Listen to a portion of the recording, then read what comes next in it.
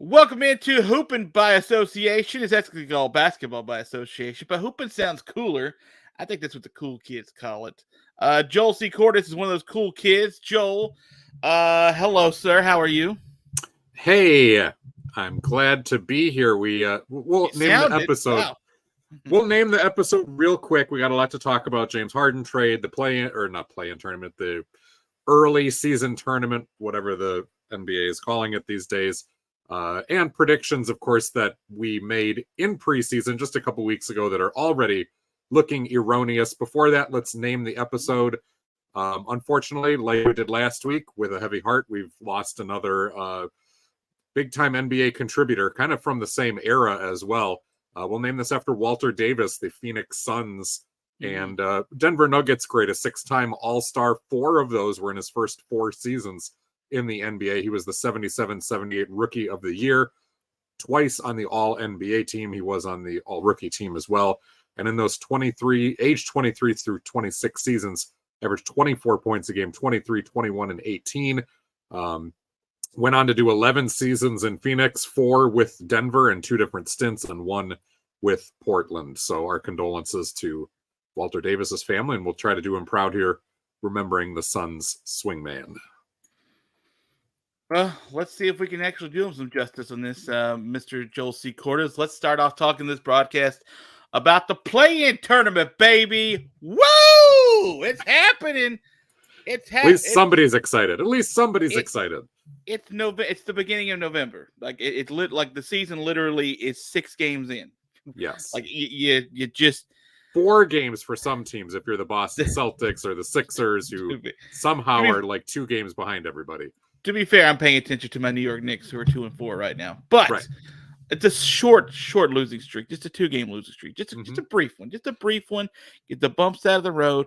They can still go 82-0, right? They can still go 82-0. It would be tougher than I thought at the beginning of the season at this point to be able to do that. I won't really talk much about the Knicks today because I don't care to.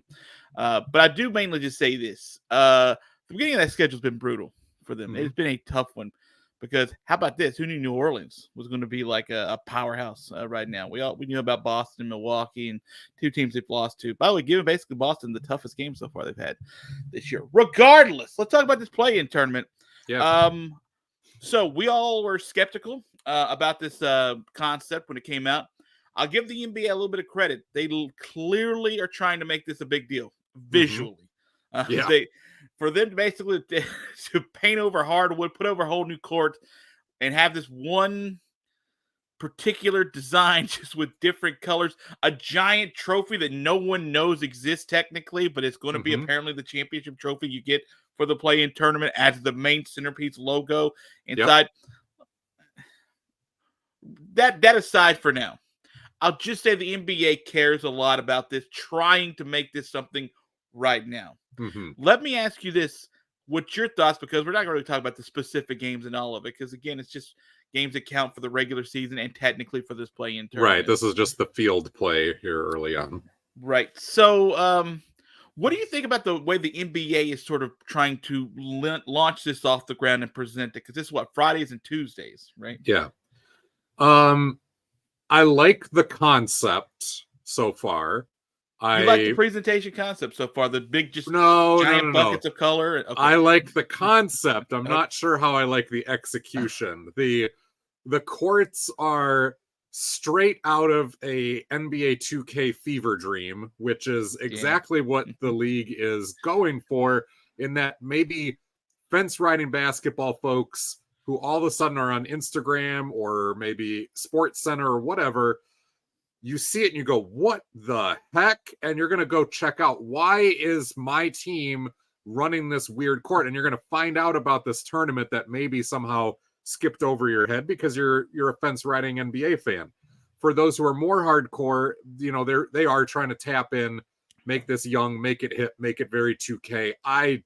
I'm too old, I guess, even though I love 2K as much as the next person. But I hate the court design. It just seems really childish and weird. There feels like, this is going to sound old too, classier ways to do that, but to each their own. I'm also the person, as you can see behind me, who loves the gaudy, tacky 90s jerseys, and that over-the-top design. So I realize I'm And I speaking don't out think of we both thought of sides of my those as mouth gaudy here. and tacky at the time, like those designs for the most part, right? This looks gaudy and tacky now. Mm-hmm. So like there were a lot of people during the cartoon era who hated it, though. Here, history will not show kindly upon this tournament as far as the first night of presentation in the first year of how it's presented visually on the court itself. I'm with you. I don't love the idea of plastering some Sherman Williams all over the courts here. I don't mind custom courts, just No, not monochrome colored, exactly. disasters like this. By the way, here's this giant logo that's really the trophy that no one knows what it looks like. So this is going to blast into your memory. This is what it looks like. Look, we're familiar with the Larry O'Brien, right? And even recently, they've stopped putting that thing on the court as gaudy as it used to be. And I don't think it's gaudy. I think it's actually a big deal to sort of say this is what you're playing for. This is kind of the big thing. That presentation should be more for the NBA Finals, if you ask me. Not necessarily the court, the way it's colorized, the way it is. It's still very bizarre for me. But I feel like you could take those secondary colors, you could fill the baselines, you could fill even the 3-point lines. Some teams tried that about 10 years ago with the different shading behind or inside of the 3-point line. You could go that route and still make it seem like it's NBA basketball. Or how about this? It's one color scheme for the entire NBA. Like you create whatever you want the color scheme, the gold and whatever, like not the Lakers yellow, and so you create a color scheme for it, and you know that if that court is being used, it's something different than just your team. Like you can put your logo on it. Everyone puts their logos in other colors and other monochromes to be able to figure, for whatever design that they want to be able to, right? To support whatever month that we happen to be celebrating at that point. Yeah. So do it that way as opposed to essentially giving an alternate court, which these teams already do a bunch of alternate courts for the most part anyway. You do skylines, you do all kinds of stuff. So that I don't think it defeats the purpose. I just think there's a better way if you wanted to make it pop like that. I think there's probably a more universal, because to me, Joel, it just seems like a regular. It should seem regular. When you keep it just the color scheme, and yes, it's universal throughout as far as the design of it. It's just the team's colors. It seems like it's just a team alternate court as opposed to this is the NBA's in-season tournament court. And there's a secondary thing that's happening that could be attached to it. But that's just me. The other thing that I'm not on board with is the timing. And we talked about this months ago, basically when the regular season or the postseason ended of last year, and that this was announced.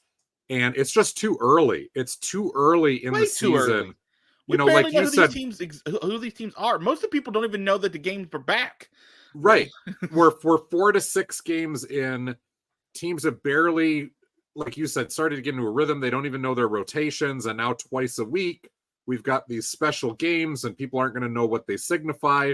To me, if you wanted to make this a big deal, then make December your month for this tournament. It's much closer to the midseason, even though you're not quite there yet.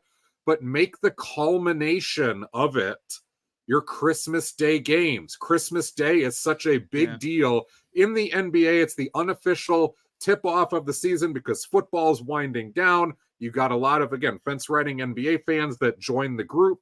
It's what's on TV on Christmas Day. It's a really cool thing, and it's already there for you to use. So why not make the month of December the lead up to the semifinals or even the finals, however you want to do it, on Christmas Day? I would do the semifinals games on Christmas Day so that you have multiple games to choose from again, and then you do the championship maybe the following week. I know that's going to run into like bowl games and stuff like that. Maybe that's why they're trying to avoid this, but the timing doesn't make it seem special. I agree. Like it's almost like you're just throwing it out there to get it done with it already. And this was supposed to be a mid-season tournament. There's nothing mid-season about this. You're barely seasoned, much less mid-season. Like you've been playing for like a week and a half. Like, how are Mhm. you able to do all of this? Replace the preseason with this then. Like, play a preseason tournament as your warm-ups. I don't know. Like, Two things about that I wanted to point out to you. Did you see what Bones Highland said about the he was asked about the in-season tournament. Did you see? It's pretty great. So Bones Highland for the Clippers was asked, so does this feel a little bit more special to you, this in-season tournament to you? And he literally said, to be honest with you, man, I don't even know what the hell's going on. And I'm like, yes, that's how everyone is. Everyone's just like, yeah. I guess we're just going to show up on a weird court. We're just going to play. I don't know what any of this means. Mhm. My second thing I wanted to bring up, did you see, I got the quote up from Tyrese Halliburton. Did you see what he said about this in-season tournament? What's that? He said, I think the greatest incentive for everybody to do it would be an automatic playoff bid. He says, if it was a playoff spot, I think everyone would take it very, very serious, right? I think the older teams would take it serious too. The problem with that, you would have to very much change the timing of this. It would have to become a January, maybe even a February tournament. Well, again, because it started on Halloween, basically. Like, I don't know. Right. So you're going to have somebody that wins this in Halliburton's world, wins this thing in mid-November, and then can shut down the rest of their season essentially to get to the playoffs. That one's not going to fly. But I would love for the Rockets to be able to win this mid-season tournament, and all of a sudden they get to be one of the 8 teams, guaranteed, or 6 teams guaranteed a spot, and then Washington gets it despite winning 18 games on the year. You know, like that. It doesn't make sense with that timing. I don't think it makes sense to do an automatic playoff berth. What I do think is you should put draft odds attached to this thing, that you get a 10 to 15, maybe even 20%. The players don't care about that for the most part, right? Like, you're trying to get the players to care. And so I think guaranteeing a playoff spot would be good and interesting, and I'd be all aboard it. We would have to address the timing of it, and we would have to sort of address, okay, so what if this team was a 24-win team and they still got that guaranteed playoff spot? Are they automatically the last play-in team, so to speak? Like, you know, there would have to be sort of a an acknowledgement of that. Yes, you're in the tournament as the last seed if you're this bad, or if you're, I mean, literally all you're doing is guaranteeing a spot. So contract bonuses for the players, or a massive charitable donation. But they're already getting what, like $1 million, right? That what right? Yeah. So, I'm just saying that's what's going to speak. I mean, that's not James Harden money, but James Harden spends that money on not playing per game. Basically, that's what he does. That's called a transition. James Harden is officially a basketball player again. Joel C. Cordes, is he? He wanted all along. He is now a Los Angeles Clipper, and really, it worked. Like, James Harden got what he wanted in the very end of all of this, and now he is back in the NBA. Did you see the first video of when he was introduced into the locker room with the Clippers? Yeah, it didn't look great, and it felt a little cold, right? It felt a little like, okay, all right, this is who we got to deal with. And like, it seemed like everybody was a little standoffish until Russell Westbrook and James Harden started talking to each other. And even then, it took Russ a couple of moments before he would get off the chair to be like, all right, what's up, buddy? But it was a little like, okay, well, this is what you wanted, huh? All right, let's do this, I guess. James Harden is the only one that wins in this entire scenario. I'm 100% convinced of it, because he got what he wanted. But he doesn't. James Harden won the battle and lost the war. This is James Harden's last NBA stop, unless he suddenly turns this around and becomes a person that we have never seen James Harden be. No one wanted James Harden except for the Clippers, who were willing to pay pennies on the dollar, and the Sixers finally caved. So yes, James Harden got moved, but there is nowhere else. The Clippers have a very unique identity where they have been willing to take on veteran players. They've been willing to take on guys with questionable backgrounds. The Josh Primo from the Spurs, who got released by the Spurs after some indecent conduct. The Clippers are giving him a shot. They're kind of becoming the Oakland Raiders of the NBA to an extent. Like, they're willing to take on problems. Look, Steve Ballmer is willing to spend a lot of money to try to finally win a game. They got a $1 trillion into this new arena that's got 1,000 bathrooms, and Mm-hmm. That's I get fine. it, but you got to take some big bad risks sometimes to get the product you want. Yeah, nobody was bidding against them. Harden has worn out his welcome in the NBA. And then to double down on that, when he gets to the Clippers and talk about, well, I was on a leash in Philly and I'm not a system player. I am a system. This is what a 34-year-old player still in decline, still in massive self-denial about his abilities, his impact on the court, still wanting to be the center of attention and have teams built around him. James Harden, that ship sailed 3 or 4 years ago, and it's sailing away ever faster. When, not if, but when he becomes disgruntled in probably about 1 calendar year from now, if not sooner, because it seems like these disgruntled cycles keep getting shorter and shorter for James Harden, there will be nowhere to go. So the Clippers are making this bed. But I won't even call James Harden a winner in this. I'll just quote the phenomenal Jim Peterson, who's the former NBA player, a color commentator for the Timberwolves. He was asked during a broadcast what he thought about James Harden and whether it moves the needle. And he said, I will eat my own tie. Bite for bite. You can give me some barbecue sauce. I will eat my own tie if the basketball gods smile favorably on this and acquiring James Harden delivers the Clippers a championship. And that's my feelings exactly. Like, there's so much bad karma coming into this. There's no way this works out well. Well, he's not going to have to eat his own tie. Right. I will say this, and I think we've sort of been very clear where we stand on James Harden. Look, we were probably 2 of the last defenders of him. Basically. 2 of the last. Yeah. And now I don't want to speak for you, but I know I'm out on defending him. Like, I'm more on board the Kyrie Irving train than I am the James Harden train, because Kyrie at least has been under good behavior for these first 5 games of the season for the Mavericks.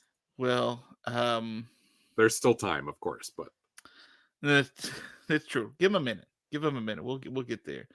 I do think James Harden won because he got what he wanted in the moment. Right? He got whatever tick he got up his butt. He didn't want to play in Philly anymore. Mm-hmm. And he was extremely, not even passive aggressive, he was aggressively rude and mean. He threw a tantrum. He just threw a tantrum is what he did. To his team, as far as the way he handled this, to obviously the general manager, the owner too. I mean, might as well, like, I'm sorry, the governor of the Phillies, the 76ers. I don't know, man. I wished his attitude backed up his talent more. And or the other way around, you know.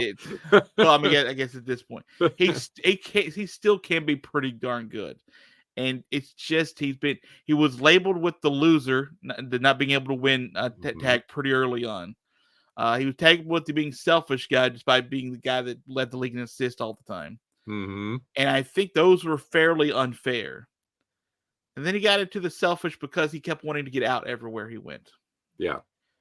And the places that he handpicked to go and held a tantrum to get there. Yeah. When he was given the thing that he cried for in the convenience store, then he threw it on the ground and said, I don't want that. I want this instead. Let me tell you what definitely, so I already was thinking this, but what definitely sealed the deal for the way I was perceiving him. When he walked into that locker room, they were filming. He was well aware they were filming. They were in front of him filming as he walked in. The players were in there. And everyone else knows he's filming. And this is the thing that's going to go on social media, right? This is the thing that's going to pop up on the news everywhere that's covering this team and covering sports. When he walks in and his teammates, his brand new teammates, who he thought he was going to go to in the summer, can't feign excitement for the filming of this, it's pretty darn evident at that point that this was hey, we're in a business relationship at this point, right? And you've got one guy here who really, really wants you. And I would say it's more of a really, not a really, really wants you. And that's Russ, who can sort of tolerate you. Mm-hmm. And it's literally just the owner saying, we'll do a little pick shareage. We'll figure that out, and they just let us have them. We'll pay the giant salary, and we'll see if we pair him up with or team him up with Kawhi and Paul George, and maybe this is the combination. They're 3-2, so it's a pretty good start. Which, by the way, Harden's contract expires this year, so when this doesn't go very well, and the Clippers, it's a 1-year shot. Yeah, 1 year. Right. So it was pennies on the dollar, but still in the grand scheme of things, a bit to give up for a 1-year rental. But at least the Clippers have an out.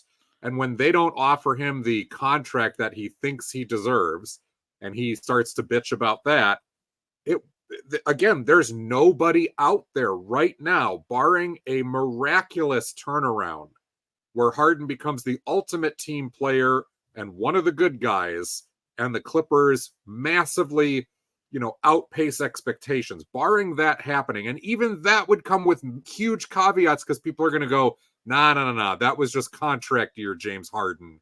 We're not signing up for this. Like, he's ruined his ability to get that next big deal. This is going to be 1-year deals if he even has a future, and will he even accept that? Because I think he's going to come in, the offers, if they're even there, are going to be massively lower than what he believes he deserves. All right, let's talk about some of the stuff that's happened down the court so far this season. The Boston Celtics looks like they'll never lose. They've been just ridiculous in the first 4 games. And yes, it's just 4 games, and we've seen people look really, really stout in the first handful of games in the season before. But this smells different. This smells like it has the ability to be a dominant NBA East team, and a team that could dominate their way through the Eastern playoffs. Again, we're just now at the play-in tournament. We got plenty of time to be able to sort of figure out if health is going to be a big thing. That's going to be a big factor for them. They got a short bench as well that they'll have to sort of rely on if that becomes a thing. Got to worry about Kristaps Porzingis, clearly how many games he's going to be on or off for this team. But I think I saw like their starting 5 net rating was like plus 36 or something, and like the next highest one was like a plus 13. Like they're dominant so far. They are dominant. Now, part of that doesn't hurt that you win by like 50 plus in one of your games to start off the year, but they haven't been close the whole year. Like they've been really, really good, and they've just, if nothing else, they've been so talented. And I'll tell you this, Drew Holiday, great for him so far. Great for him so far. Yeah, and the chemistry, I think the chemistry right off the bat, despite adding 2 brand new pieces who are key contributors. It's not like, oh, we added 2 rotation guys in the bench or 1 starter and rotation guy. No, these are 2 high-minute starters who are key cogs in what you're doing.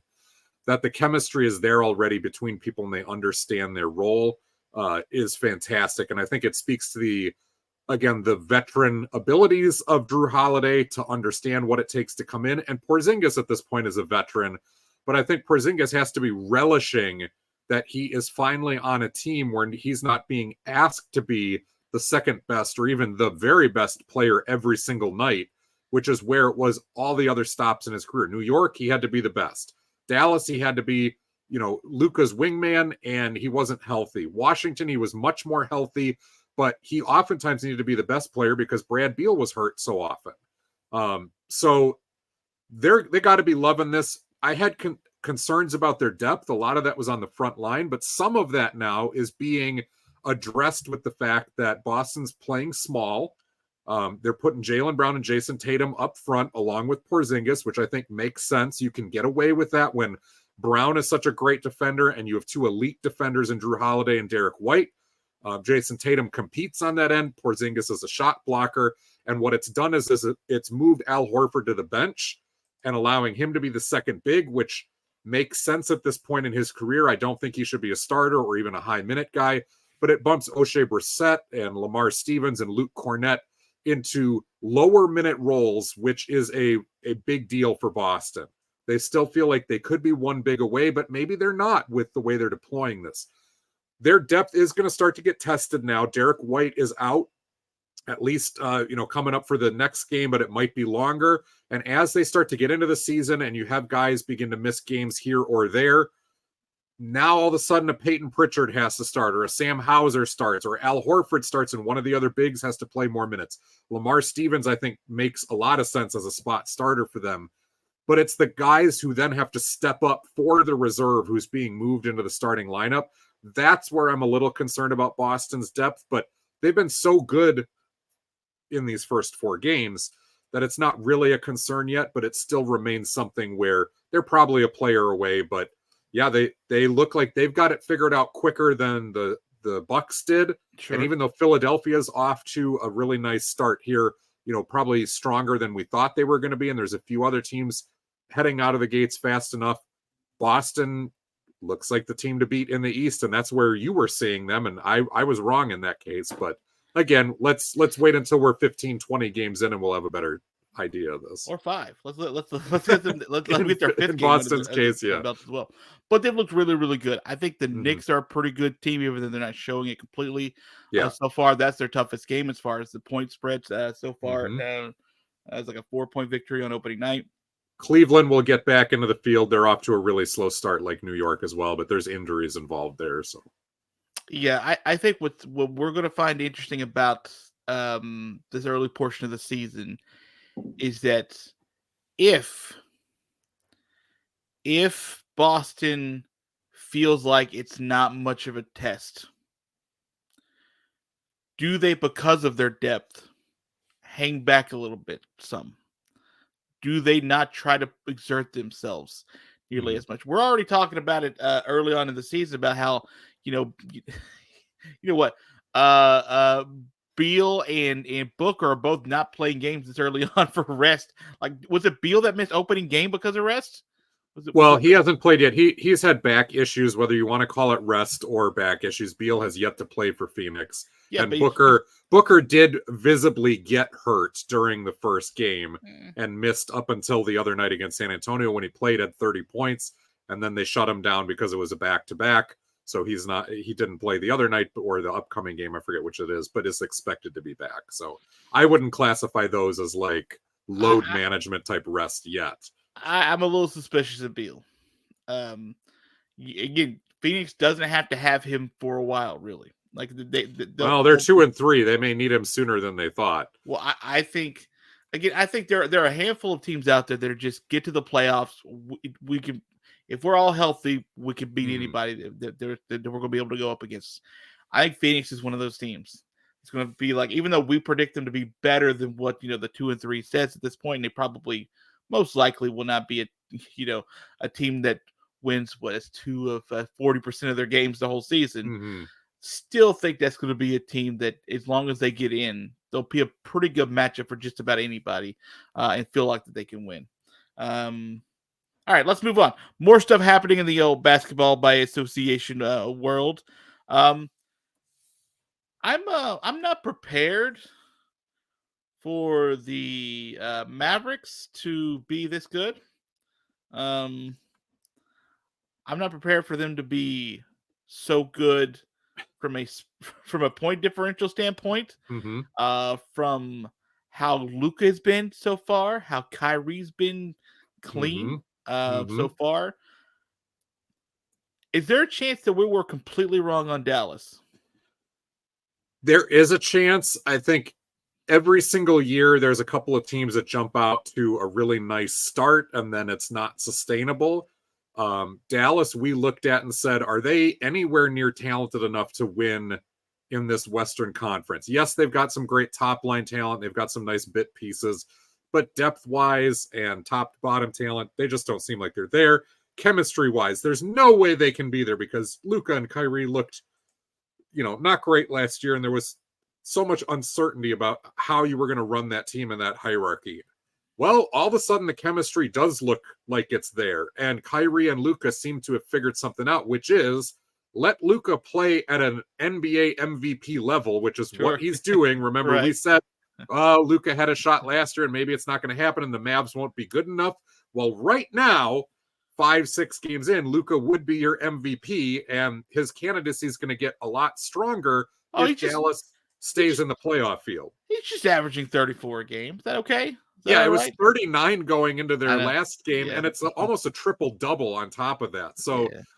It's insane. But Luka carrying the torch and Kyrie being an elite shot maker, which is what Kyrie does. And he doesn't have to have the ball in his hands. They are splitting them up, but they've got enough other guys who are filling gaps right now. Grant Williams has been fantastic for them as far as knocking down threes, making the hockey assist, making the screen. And I think the one who's really standing out, even though the numbers have only jumped off the page in 1 or 2 games, but Derek Lively looks like an inspired pick for Dallas in that he's the type of rim-running center who is more talented than a Dwight Powell, but can get up at the rim like Dwight Powell did.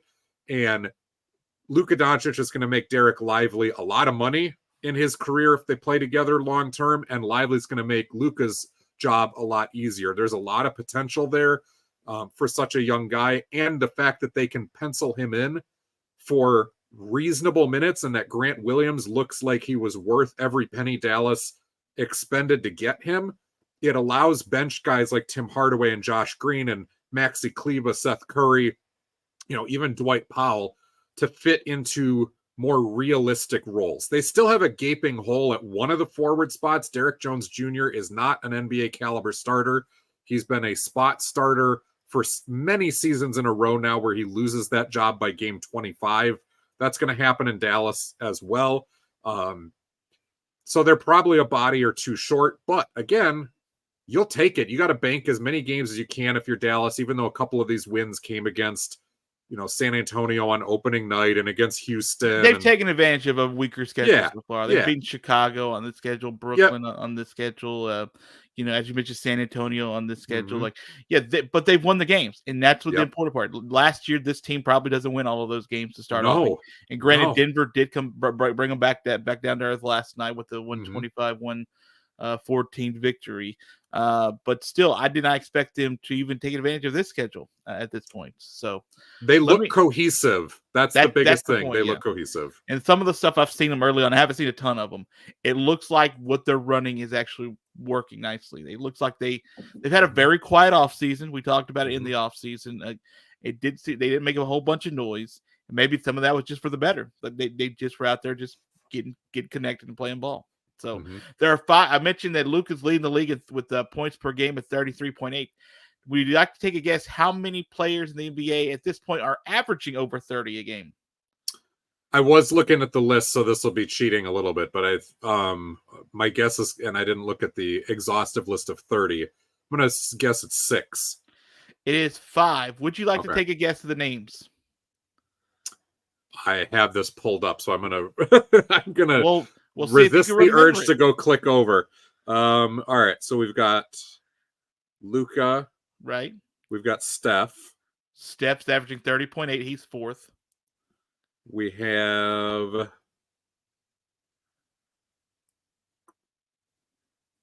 me at least look at my standings here. I won't look at...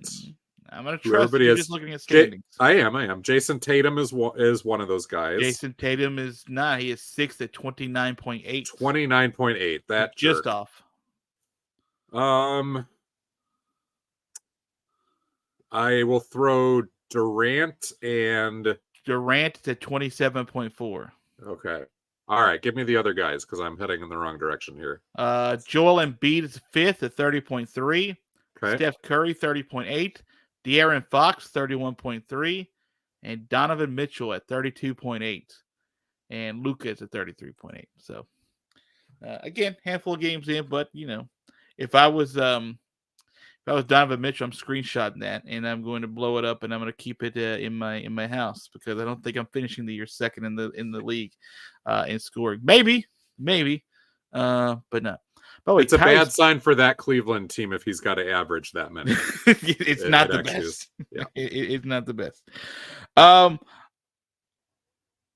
What's up with the Grizzlies? The Grizzlies I had comfortably in the playoffs. The Grizzlies are the only team in the NBA that is yet to win a game. And yes, there is one very important injury on this team, and Ja Morant is also out and suspended for the first 25 games. But it's almost impossible not to have won a game. at this point. There's enough players in the league where bad teams win all the time. What do you think's up with Memphis right now? They are really struggling to be able to generate shots and generate good shots. One of the weaknesses that the Grizzlies had, they were a one-star team with a couple of other guys who were developing into near stars. Ja was the engine that ran things, not only because he was the one guy who could get his own shot on nearly any possession, but he was a good setup man because of that gravity and that creativity that he created in order to get the ball to a Desmond Bane, who can run off screens, he can play catch and shoot, but is not going to be somebody who generates his own looks as efficiently. Same thing with Jaren Jackson Jr. He can finish plays at the rim, he can shoot outside a little bit, but you don't want him having to be his own setup man. Marcus Smart is not a high-minute shot creator for himself. He can be a facilitator, but there's nobody else on this roster. And then you lose your best screen setter in Steven Adams, who's out for the year. And one of the guys, unsung, who you could throw the ball in a pick and roll to, and he's at least going to be able to finish the play. I don't know if this is going to get all that much better. They're loaded with role players. I think they're going to have to dig into being a better defensive team, and that's a work in progress. They don't even have their starting lineup figured out. They should be better defensively than they are with Marcus Smart there, but it's been a mess. And a lot of it, though, when you look at the box scores, is really inefficient offense. I think as the defense comes around, they'll play better. But remember, every time that Ja got hurt in the past, they had Tyus Jones as a setup man. And even though Jones is not a guy who creates his own shot, Jones was fairly elite at setting other people up, and they were able to keep the offense at a reasonably efficient clip. Marcus Smart is not that type of setup man for himself or for others, and it's not a knock on Smart. He does so many other things very, very well, and he's scoring. I mean, he may wind up with a career high in scoring, but it's not going to be very efficient. There is only one team that has a worse point differential in the league right now than Memphis right now. That's Washington, by the way. I won't make you guess that game. It's another fun guessing game. And Memphis has lost to some bad teams in this. They got blown out just the other night by Utah. Last night they ended up having to go to overtime against Portland. They'll play them again tonight for their second matchup, but they lost that game in overtime. I was just looking who I missed. The opening night was against the Pelicans, but that turned out to be a pretty good team. They lost to the Wizards. That's not the Wizards' only win is against the Grizzlies. And Washington has looked awful, in the same way that Memphis has looked awful. Ja Morant needs to, he owes his teammates a Rolex or a car or a PS5 each or all of the above, because he has screwed these guys over and screwed this team over with his immaturity. And it does speak to his impact on the court. But man, if you want to be a leader, the type of leader that it seemed like you were showing yourself to be, you can't bail this particular team out. They do not have the horses to be able to win NBA games without you. And by the time he does come back, they might have figured something out, and then you got to reintegrate him, get him back into game shape. And the season may be too far gone for Memphis in this Western Conference. Washington giving up 125 a game, including 143 against the Pacers on opening night. The Pacers are involved in a lot of high-scoring games. And because then they turn around and give Boston a $155 or whatever it was. Right. It's like, whew, mercy. What's going on there? But that's much more we can talk about another time. Okay, I wanted to bring this up just because you were finally, since we last spoke, a chance to see in person Dame time. Damian Lillard and these Milwaukee Bucks have been a little slower to realize the dream that I think a lot of people were expecting. Dame Lillard has a great first outing out there, throws 40 up in that game, and ever since, Milwaukee's been a little water tready right now. So what are your thoughts so far on Damian Lillard with the Bucks and the time it's taken them to sort of get up to speed and to be one of those elite teams? Yeah, I saw Dame's second game in Milwaukee. It was against Atlanta. Atlanta punked them. They got up from the start. Milwaukee had very little fight within them. It was one of the worst games of Lillard's career, following up, one of the best of his career. I think he finished with 6 points after having put up 39. He was 17 of 17 from the free throw line in that opening game for Milwaukee against Philly. And against Atlanta, he doesn't get to the free throw line even once. There were other things that went wrong in that game, but Dame looked completely passive, wasn't looking for his own shot. When he did take it, it was forced to the point that he was out there moving slow, and we were wondering if he was sick, if he was under the weather. That was never reported. He just talked about them not being on the same page yet and having to work through it. Those things happened, but the energy level was really concerning. They were without Chris Middleton in that game as well, and Atlanta just was hitting everything. But Milwaukee's had a couple of other outings like that too, where Dame looks really good and then doesn't, and there's an inconsistency to all this, and I think it is trying to figure out the points of attack for Milwaukee. They've been trying to get Giannis going early, when typically it used to be that they would get Middleton and Lopez trying to go early, maybe Drew Holiday, and finish out with Giannis down the stretch. Now, and then back to Middleton in crunch time. Now it's been get Giannis rolling early and get Dame rolling in the second half, and everybody else is just going to eat as they're open. Lopez, Middleton, and Malik Beasley, who's a newcomer to the starting lineup and has been streaky as usual, get those guys going where they're open. Bobby Portis is somebody that they will run plays for once he gets into the game. Whether it's a scheme thing with Adrian Griffin, whether it's a fit with Lillard and Antetokounmpo, it's just too early to tell, but you're right. It's not been seamless up to this point. I did not believe you went to the game until I saw this. Look at this. Look at this beautiful guy wearing the sunglasses inside the arena, Joel C. Cortez. What is going on with you? How cool do you have to be? Hashtag Corey Hart. I wear my sunglasses at night. No, we're goofing around and taking some stupid photos. And here's a stupid photo of the stupid Grant. Atlanta Hawks. Yeah, it was disappointing because it was, I think, the first time that I was seeing Dame in person. I've seen so many games at this point; it's hard to keep them track, and that's not a humble brag, but it sounded like one. No, it's just a straight up brag. But so I was excited to see Dame. I could have seen him last year. We went to a Pelicans game in New Orleans against the Blazers, but Dame had been sitting most of the year, and we knew he wouldn't play. But it was just completely underwhelming. The Hawks looked good though, and then the Hawks the following night beat my Minnesota Timberwolves, who had a 21-point lead at halftime against them, and the Hawks erased that by the end of the third quarter and go on to win by double digits. So Atlanta, all of a sudden, after starting out 0-2, figured out how to defend and play with some energy, and the shots started falling. So it's not like Milwaukee lost to Washington or lost to Memphis, but the way they lost was really disappointing, and they're going to have to get that figured out.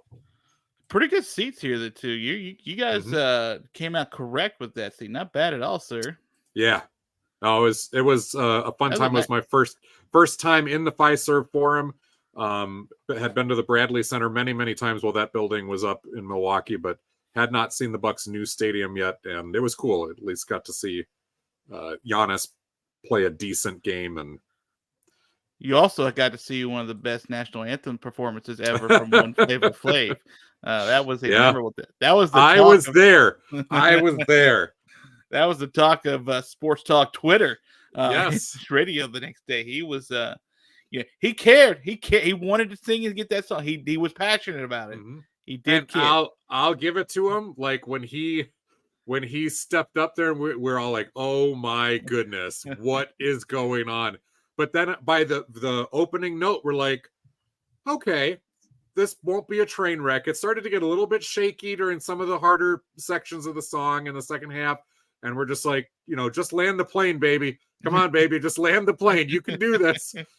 Don't go off the rails. But yeah, credit to him. He didn't try to do too much. He sang it a little slower than expected, I think. Yeah, he drugged that one out. If you had the over-under in the national anthem bet for the Super Bowl with this guy, you definitely hit the over by a lot. It was Mariah Carey level of pace, but not quite as much vocalizing over the top. But I think he was just trying to stay on top of the lyrics, stay on top of pitch. It was slow. It was a little awkward, but it was, in the grand scheme of things, one of the most average national anthems that I've ever heard, because sometimes you get, the younger kids who are up there, or you get somebody else and they're just off pitch from the start and they're struggling through it, and everybody gives them that little polite cheer halfway through to try to build him along. But I mean, he didn't embarrass himself. He didn't embarrass himself, and he didn't embarrass the song. So we were all witnesses that night, and it turned out to be the highlight of the game before the game had even started. Let me ask you this before we get out of here, because I think this would be a good spot to end on, and not Flava Flav's national anthem, although worthy of our discussion. So far, your biggest surprise, one way or the other, positive or negative. Actually, let's do a positive and a negative.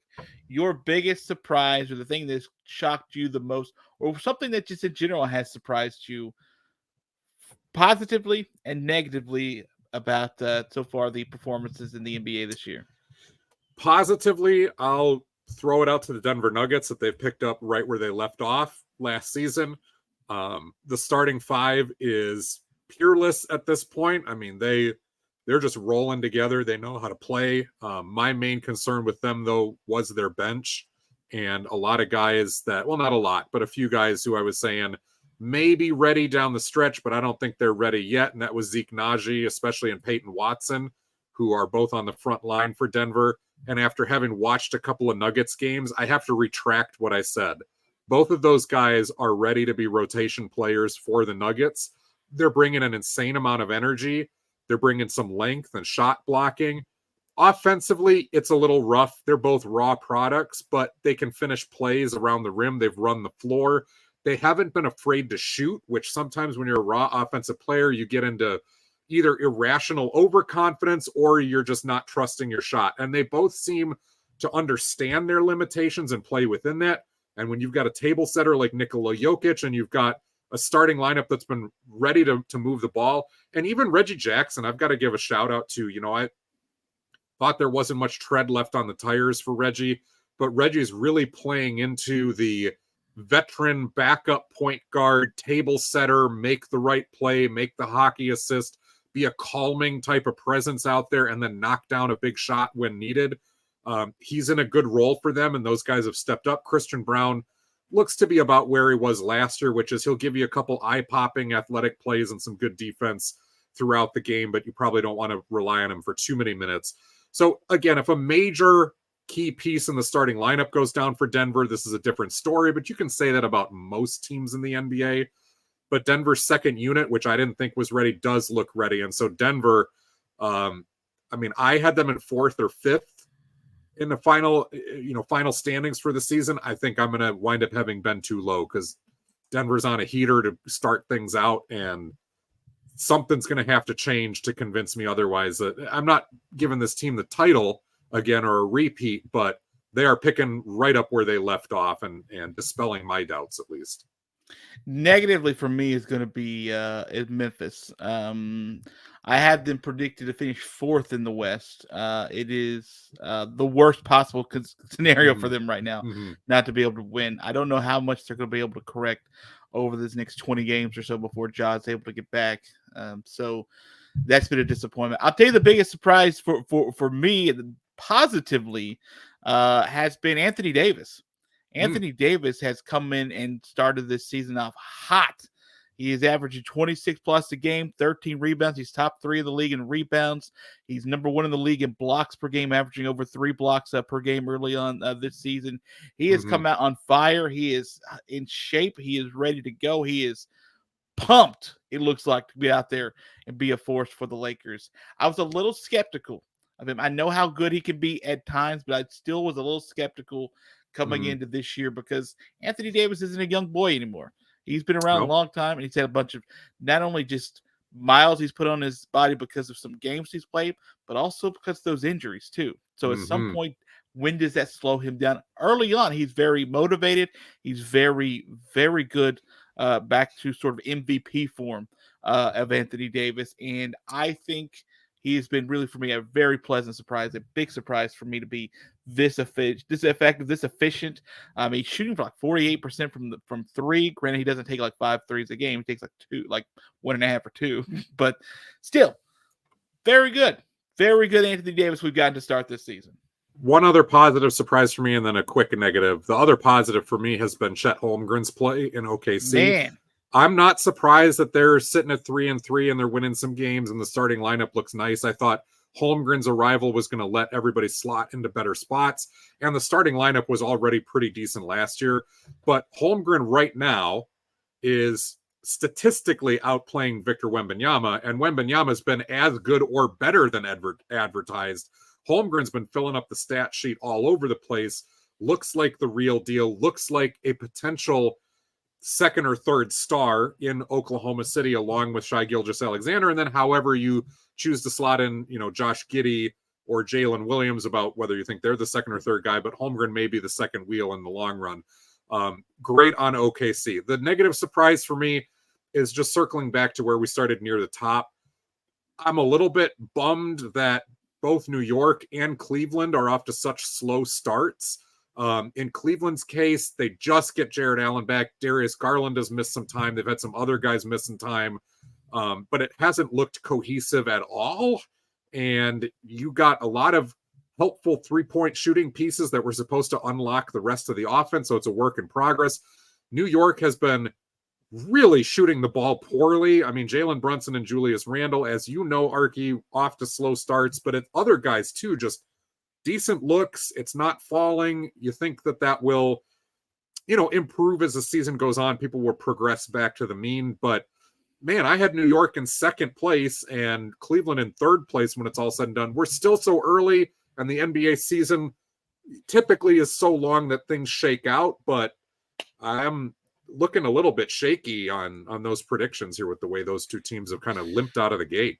Well, to be fair, the Knicks are close to second or 10th, but I think they're like, 2 games out of second place or something. Right, They're able to get to. So this can change in 2 weeks. And Jalen Brunson did go for 50 last night. It was it's 45 or 46 or something last night. Still lost though. That's the bad thing. They split with Cleveland. They had a back-to-back with them. So one of their wins is Cleveland, and the other win was. Oh fudge! Who was it that it was their other win? Atlanta. Atlanta was their other win, but they've lost to Milwaukee. They've lost to the Pelicans, who were who we didn't talk about, who's like they lost to Boston on opening night. Lost to Boston, but been Boston's closest game. It's just been a tough schedule for them early on. It's been a really tough schedule. Cleveland's an interesting matchup for them every time that they're going to be able to play.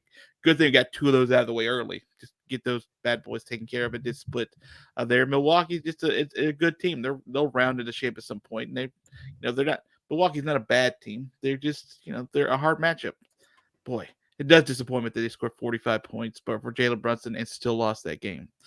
That's rough. And they're not getting blown out for the most part. They're still playing close, so they're near. They just got to get over that hump, which is the bad part. You always talk about how, the schedule's tough, but if you're a good enough team, you have to win some of those games, right? And that I don't think this team cohesively is to the point where they are able to win those close, tough games. Like Milwaukee was close, right? Boston was close, right?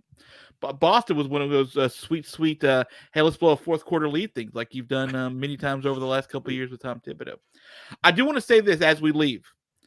I'm very proud of this podcast today. 50 minutes in before we talked about and mentioned the name Victor Wembanyama. How about that, huh? We gave flowers to other people besides the dude who's just a 7'5" freak. And yeah, he's a freak and he does freaky things, right? And he is better than advertised through the first, 5-6 games here as far as progressing. You and I talked about that last week of what is his progress report going to look like? And yes, there's going to be some ups and downs, ebbs and flows. There'll be a rookie wall. There'll be the scouting reports, really testing him after 20 games, those sorts of natural things that happen. But his ability to make adjustments from one game to the next and not make the same mistakes again, that's really scary. It's a sign of good coaching, but it's a sign of somebody who's very coachable and understands the game too. RJ Barrett's averaging more points than Victor Wembanyama. Who's the better player now? Thank you. We can talk about Victor Wembanyama for the next 15 years, probably. And we will. But there, I think, been more interesting stories for the first 2 weeks of this season. And It'll be really interesting if Chet Holmgren stays on this tear.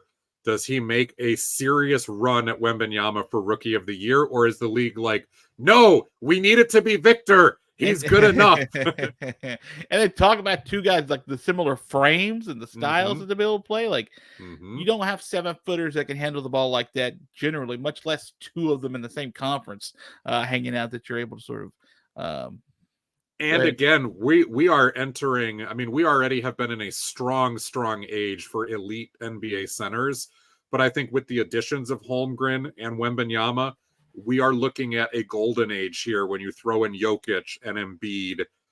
You can put Karl Anthony Towns in there as maybe not elite at those same level with those guys, but a good center. Domantas Sabonis, is starting at center at this point. And there's probably one or two other guys that I'm killing it. I mean, Sacramento's not as hot at the start off as they were last year, but he's killing it now. I mean, Sacramento's still got great depth and great frontline players. They're just a little slow to come out the gate, but you have Jalen Duren, tearing it up in Detroit. Jalen Duren's doing great. Detroit's a sneaky fun team. Like if you get it, if your team plays Detroit, don't skip that game. Watch. I think you'll enjoy that game. Watch that game. And you do have a handful of other really solid centers out there. DeAndre Ayton, Brook Lopez, Miles Turner. DeAndre Ayton's doing great. Yeah, man, come on. Rudy Gobert, Ivica Zubats. I mean, there's a lot of solid centers. And then we've got 5 elite guys or near elite guys. You look back at the golden age, in the early mid-90s, right around as Shaq came in. That was about the same disparity or the same deployment of elite versus solid across the league.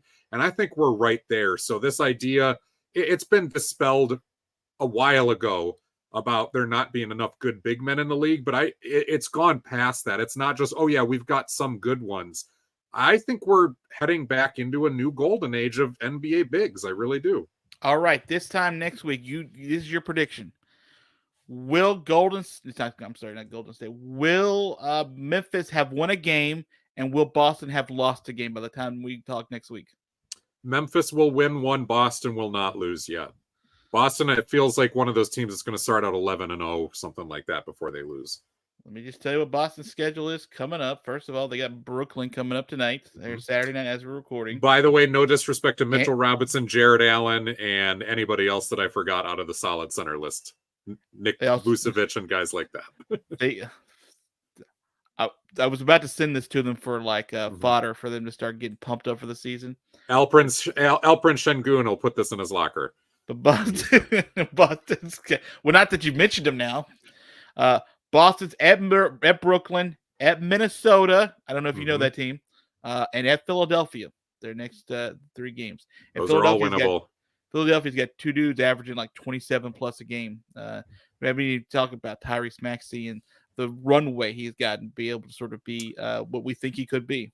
Yeah, we'll have to hit the Sixers next week, post James Harden trade, and they bring in some role players, so they round out the bench for a guy who hadn't even played for them yet this year. It is a pennies on the dollar trade, but given what they were doing, you get some usable players in there, and you get rid of PJ Tucker's contract.